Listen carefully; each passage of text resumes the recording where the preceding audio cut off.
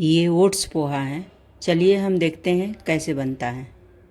उसके लिए सामग्री है, मटर है, मूंगफली है, मिर्ची है और प्याज है, टमाटर है और ये ओट्स हैं। पोहा नहीं है, ओट्स हैं ये। अब इसका एक कढ़ी पत्ता है। अब इस सारी सामग्रियों को हम कट कर लेते हैं।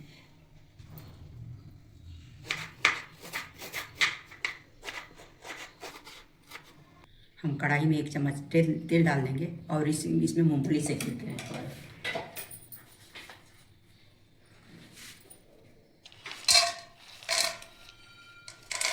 ये मेरे मूंगफली सेक गई है। अब इसको हम निकाल लेते हैं।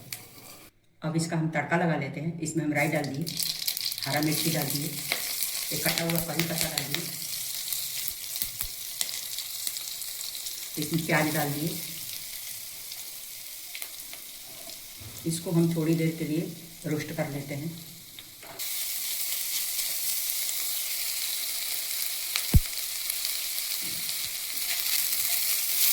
मेरा प्याज हल्का सा ब्राउन हो गया है। अब इसमें मटर डाल दे रहे हैं। अब इसमें डालेंगे कटा हुआ टमाटर, स्वाद अनुसार नमक, इसमें 1 टीस्पून गरम मसाला। अब इसको हम मिक्स कर लेते हैं। हम ओट्स को धोएंगे नहीं, इसी तरह डाल देंगे, नहीं तो ज़्यादा गल जाएगा। अब इसको हम मिक्स कर लेते हैं।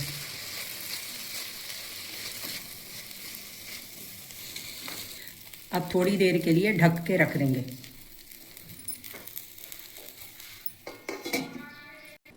चलिए हम देख लेते हैं कि मेरा ओट्स बन गया कि नहीं। यह अब ये ठीक हो गया है। अब इसमें मूंगफली डाल दे रहे हैं। अब मूंगफली डाल दिए। अब हम मिक्स कर लेते हैं। अब इसमें थोड़ा नींबू निचोड़ देते हैं कि ताकि स्वाद भी बढ़ जाएगा और खिला खिला होगा। ये मेरा बन गया है। अब हम इसको प्लेटिंग कर लेते हैं।